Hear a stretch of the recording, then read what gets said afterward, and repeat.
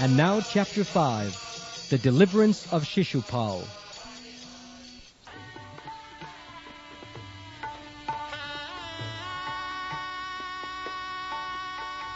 King Yudhishthira became very happy after hearing the details of the Jarasandha episode, and he spoke as follows. My dear Krishna, O eternal form of bliss and knowledge, all the exalted directors of the affairs of this material world, including Lord Brahma, Lord Shiva, and King Indra, are always anxious to receive and carry out orders from you, and whenever they are fortunate enough to receive such orders, they immediately take them and keep them in their hearts. O Krishna, you are unlimited, and although we sometimes think of ourselves as royal kings and rulers of the world, and become puffed up over our paltry positions, we are very poor in heart. Actually, we are fit to be punished by you.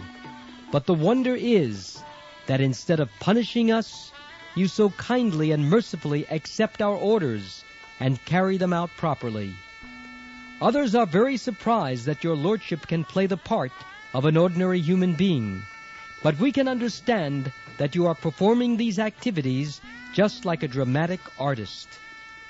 Your real position is always exalted, exactly like that of the sun, which always remains at the same temperature during both the time of its rising and the time of its setting.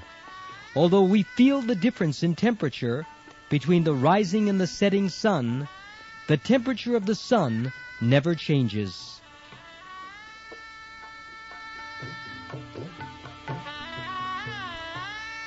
You are always transcendently equipoised, neither pleased nor disturbed by any condition of material affairs.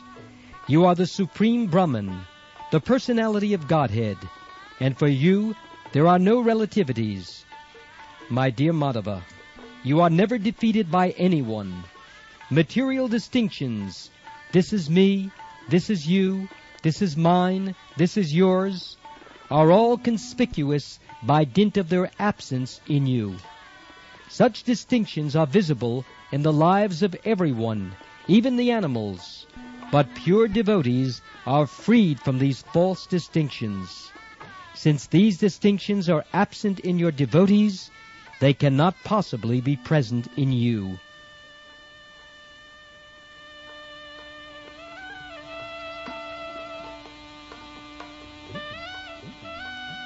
After satisfying Krishna in this way, King Yudhishthira arranged to perform the Rajasuya Sacrifice. He invited all the qualified Brahmins and sages to take part, and appointed them to different positions as priests in charge of the sacrificial arena. He invited the most expert Brahmins and sages, whose names are as follows: Krishna Dvaipayan Vyasadev, Bharadvaj, Sumantu, Gautam, Asit, Vasishta, Shayavan, Kanva, Maitreya, Kavash, Trit, Vishvamitra, Vamadev, Sumati, Jaimini, Kratu, Pile, Parashara, Garga, Vaishampayan, Artava, Kashyap, Daumya, Parashurama, Shukracharya, Asuri, Vitihotra, Maruchanda, Virasen, and Akritavran.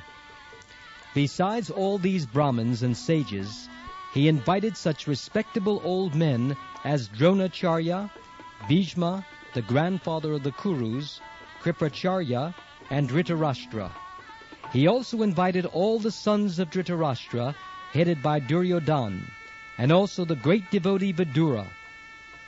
Kings from different parts of the world, along with their ministers and secretaries, were also invited to see the great sacrifice performed by King Yudhishthira, and the citizens, comprising learned Brahmins, chivalrous Kshatriyas, well-to-do Vaishyas, and faithful Sudras, all visited the ceremony.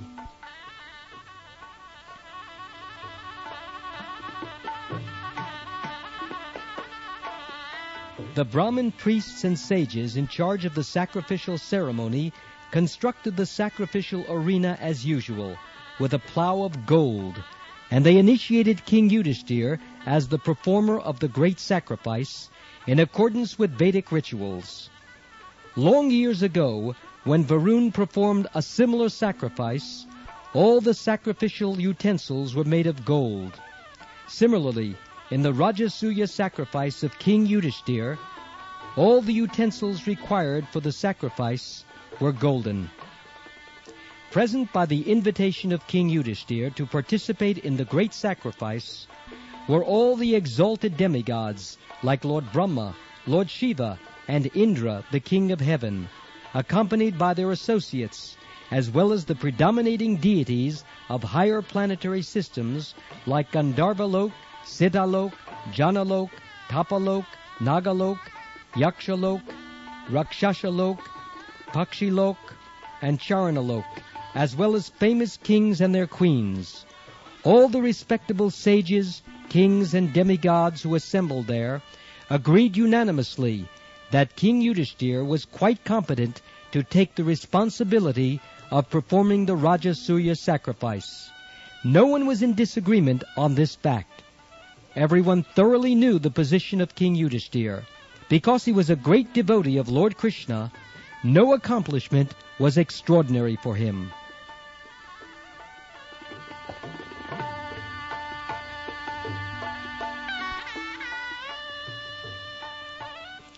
The learned Brahmins and priests saw to it that the sacrifice by Maharaj Yudhishthir was performed exactly the same way as performed in bygone ages by the demigod Varun.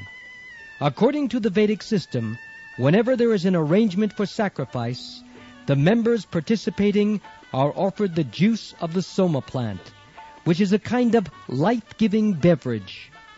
On the day for extracting the soma juice, King Yudhishthir very respectfully received the special priest who had been engaged to detect any mistake in the formalities of sacrificial procedure. The idea is that the Vedic mantras must be enunciated perfectly and chanted with the proper accent. If the priests who are engaged in this business commit any mistake, the checker or referee priest immediately corrects the procedure, and thus the ritualistic performances are perfectly executed. Unless perfectly executed, a sacrifice cannot yield the desired result. In this age of Kali, there is no such learned Brahmin or priest available. Therefore, all such sacrifices are forbidden. The only sacrifice recommended in the Shastras is the chanting of the Hare Krishna mantra.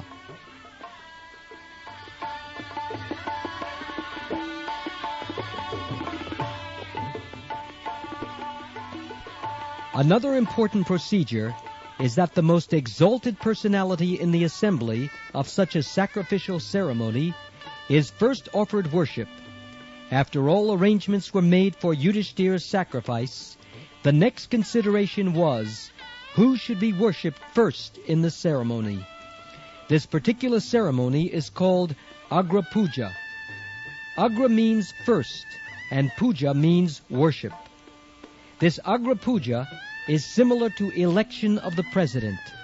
In the sacrificial assembly, all the members were very exalted. Some proposed to elect one person as the perfect candidate for accepting Agra Puja, and others proposed someone else. When the matter remained undecided, Sahadev began to speak in favor of Lord Krishna. He said, "Lord Krishna, the best amongst the members of the Yadu dynasty, and the protector of his devotees, is the most exalted personality in this assembly. Therefore I think that he should, without any objection, be offered the honor of being worshipped first. Although demigods such as Lord Brahma, Lord Shiva, Indra, the king of heavenly planets, and many other exalted personalities are present in this assembly, no one can be equal to or greater than Krishna in terms of time, space, riches, strength, reputation, wisdom, renunciation, or any other consideration. anything considered opulent is present originally in Krishna.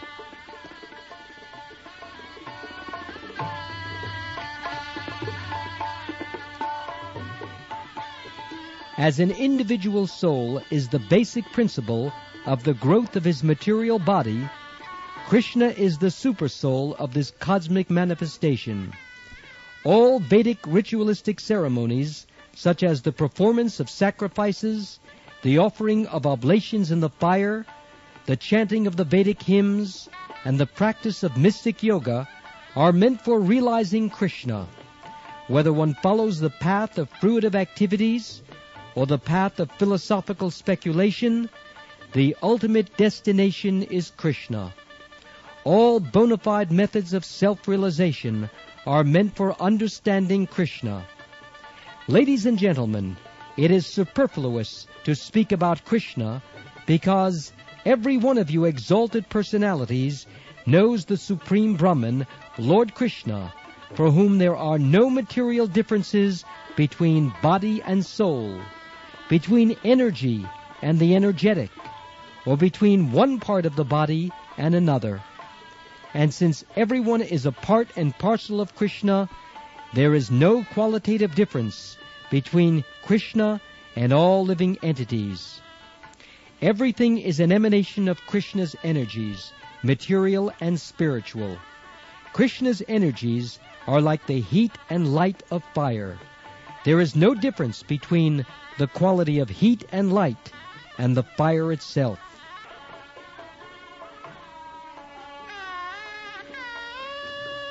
Also, Krishna can do anything he likes with any part of his body. We can execute a particular action with the help of a particular part of our body, but he can do anything and everything with any part of his body. And because his transcendental body is full of knowledge and bliss in eternity, he doesn't undergo the 6 kinds of material change: birth, existence, growth, production, dwindling, and vanishing.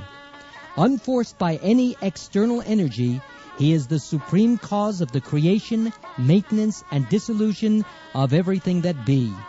By the grace of Krishna only, everyone is engaged in the practice of religion, the development of economic conditions, the satisfaction of the senses, and ultimately the achievement of liberation from material bondage. These 4 principles of progressive life can be executed by the mercy of Krishna only. He should therefore be offered the first worship of this great sacrifice, and no one should disagree.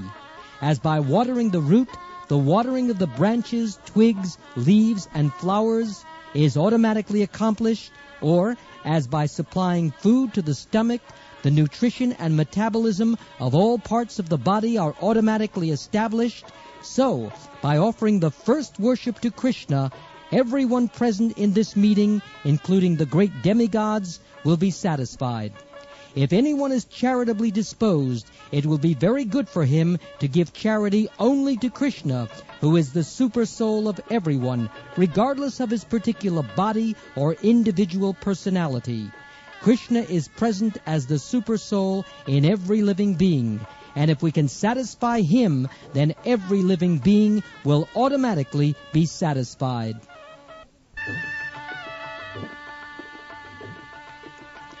Sahadev was fortunate to know of the glories of Krishna, and after describing them in brief, he stopped speaking. After this speech, all the members present in that great sacrificial assembly applauded, confirming his words continuously by saying, "Everything you have said is completely perfect. Everything you have said is completely perfect." King Yudhishthira, after hearing the confirmation of all present, especially of the Brahmins and learned sages, worshipped Lord Krishna according to the regulative principles of the Vedic injunctions. First of all, King Yudhishthira, along with his brothers, wives, children, other relatives and ministers, washed the lotus feet of Lord Krishna and sprinkled the water on their heads. After this, he offered Lord Krishna various kinds of yellow silken garments, and presented heaps of jewelry and ornaments before him for his use.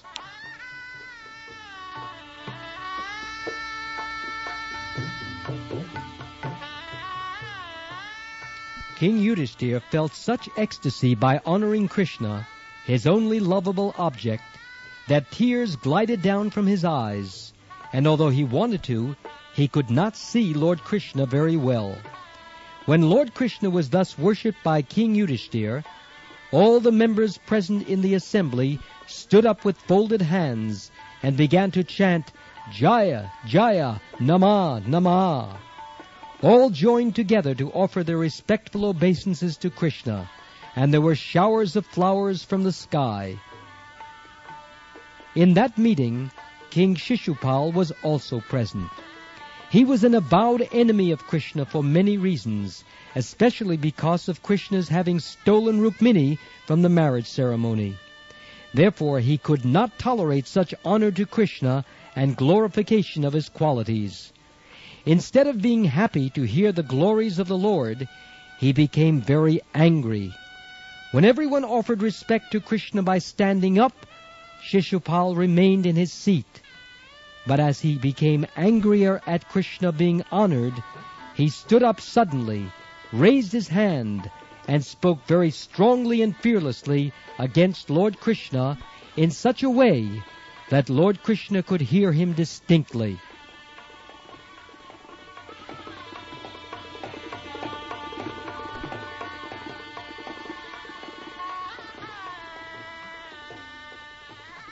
Shishupal said, Ladies and gentlemen, I can appreciate now the statement of the Vedas that, after all, time is the predominating factor. In spite of all endeavors to the contrary, the time element executes its own plan without opposition. For example, one may try his best to live, but when the time for death comes, no one can check it. I see here that although many stalwart personalities are present in this assembly, the influence of time is so strong that they have been misled by the statement of a boy who has foolishly spoken about Krishna. Many learned sages and elderly persons are present, but still they have accepted the statement of a foolish boy. This means that by the influence of time, even the intelligence of such honored persons as those present in this meeting can be misdirected.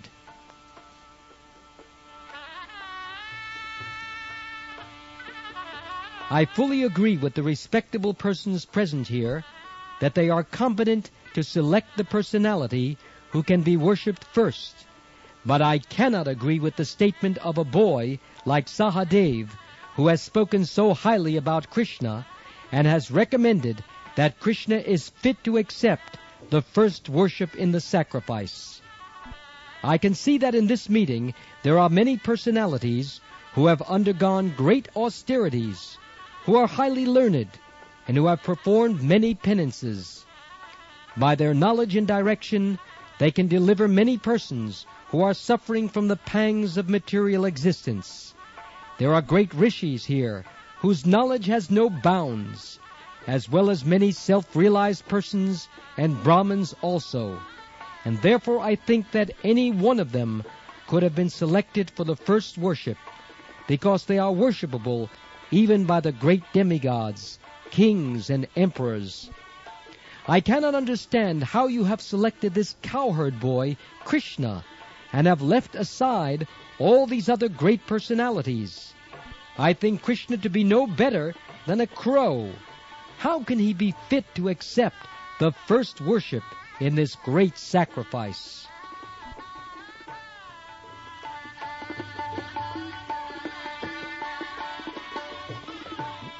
We cannot even ascertain which caste this Krishna belongs to, or what his actual occupational duty is. Actually, Krishna does not belong to any caste, nor does he have to perform any occupational duty. It is stated in the Vedas that the Supreme Lord has nothing to do as his prescribed duty.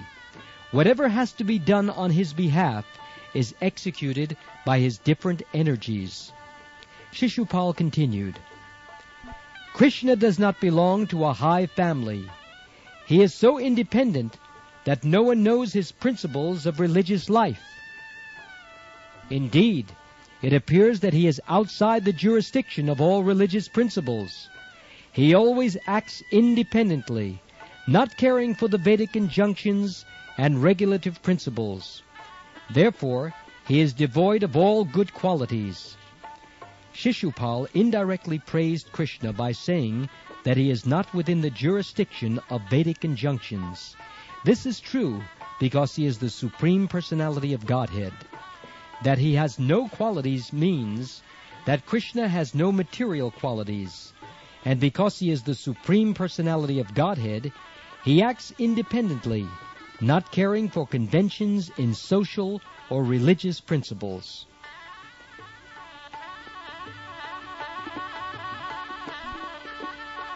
Shishupal continued, "Under these circumstances, how can he be fit to accept the first worship in the sacrifice? Krishna is so foolish that he has left Mathura, which is inhabited by highly elevated persons following the Vedic culture, and has taken shelter in the ocean, where there is not even talk of the Vedas.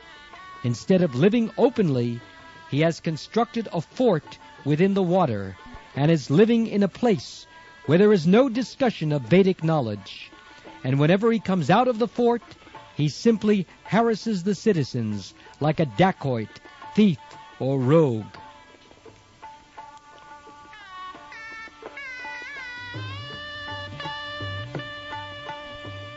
Shishupal went crazy because of Krishna's being elected the supreme first worship person in that meeting, and he spoke so irresponsibly that it appeared that he had lost all his good fortune. Being overcast with misfortune, Shishupal continued to insult Krishna, and Lord Krishna patiently heard him without protest. Just as a lion does not care when a flock of jackals howl, Lord Krishna remained silent and unprovoked. Krishna did not reply to even a single accusation made by Shishupal. But all the members present in the meeting, except for a few who agreed with Shishupal, were very agitated, because it is the duty of any respectable person not to tolerate blasphemy against God or his devotee. Some of them, who thought they could not properly take action against Shishupal, left the assembly in protest, covering their ears with their hands, in order not to hear further accusations. Thus they left the meeting, condemning the action of Shishupal. It is the Vedic injunction that whenever there is blasphemy of the Supreme Personality of Godhead, one must immediately leave. If he does not do so, he becomes bereft of his pious activities and is degraded to a lower condition of life.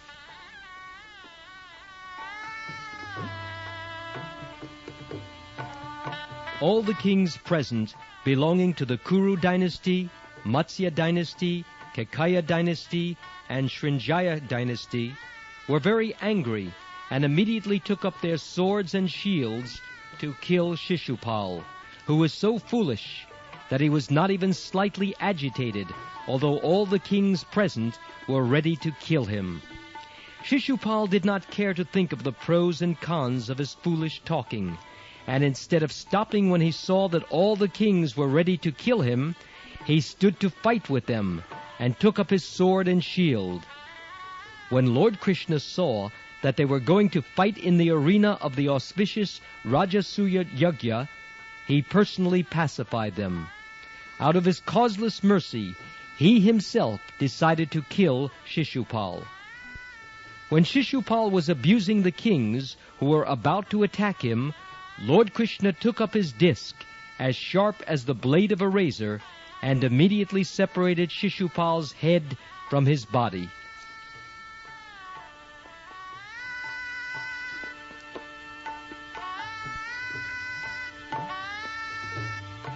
When Shishupal was thus killed, a great roar and howl went up from the crowd. Taking advantage of that disturbance, the few kings who were supporters of Shishupal quickly left the assembly out of fear for their lives. But despite all this, the fortunate Shishupal's spirit soul immediately merged into the body of Lord Krishna in the presence of all, exactly as a burning meteor falls to the surface of the globe. The merging of Shishupal's soul into the transcendental body of Krishna reminds us of the story of Jai and Vijay, who fell to the material world from the Vaikuntha planets upon being cursed by the 4 Kumaras. For their return to the Vaikuntha world, it was arranged that both Jai and Vijay, for 3 consecutive births, would act as deadly enemies of the Lord, and at the end of these lives they would return to the Vaikuntha world and serve the Lord as his associates.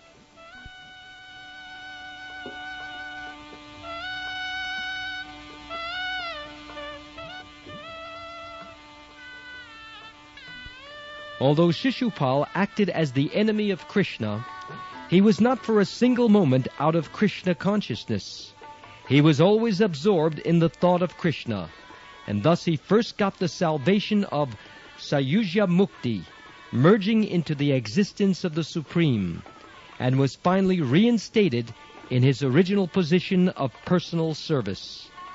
The Bhagavad Gita corroborates the fact that if one is absorbed in the thought of the Supreme Lord at the time of death, he immediately enters the kingdom of God after quitting his material body. After the salvation of Shishupal, King Yudhishthira rewarded all the members present in the sacrificial assembly. He sufficiently remunerated the priests and learned sages for their engagement in the execution of the sacrifice. And after performing all this routine work, he took his bath. The bath at the end of the sacrifice is also technical. It is called the Avabrita bath.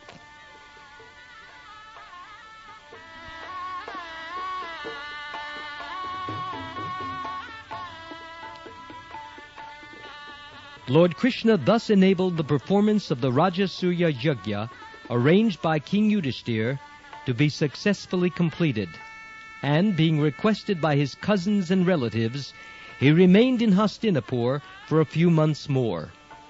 Although King Yudhishthira and his brothers were unwilling to have Lord Krishna leave Hastinapur, Krishna arranged to take permission from the king to return to Dwarka, and thus he returned home along with his queens and ministers.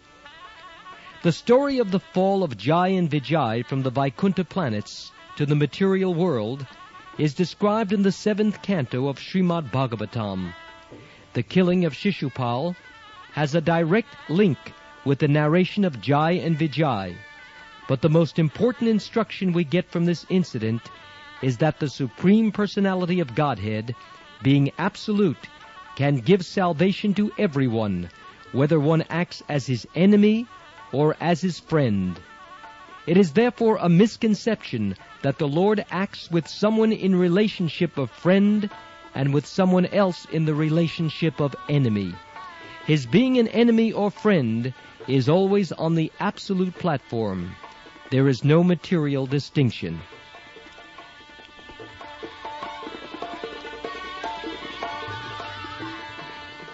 After King Yudhishthira took his bath after the sacrifice and stood in the midst of all the learned sages and Brahmins, he seemed exactly like the king of heaven, and thus looked very beautiful. King Yudhishthira sufficiently rewarded all the demigods who participated in the yajna, and being greatly satisfied, all of them left, praising the king's activities and glorifying Lord Krishna. When Shukdev Goswami narrated these incidents of Krishna's killing Shishupal and described the successful execution of the Rajasuya Yajna by Maharaj Yudhishthira, he also pointed out that after the successful termination of the yajna, only one person was unhappy. He was Duryodhana. Duryodhana by nature was very envious because of his sinful life, and he appeared in the dynasty of the Kurus like a chronic disease personified, to destroy the whole family. Shukdev Goswami assured Maharaj Parikshit that the pastimes of Lord Krishna, the killing of Shishupal and Jarasandha, and the releasing of the imprisoned kings are all transcendental vibrations, and anyone who hears these narrations from the authorized persons will immediately be freed from all the reactions of sinful activities of his life. Thus ends the Bhaktivedanta purport of the 3rd volume, 5th chapter of Krishna, the Deliverance of Shishupal.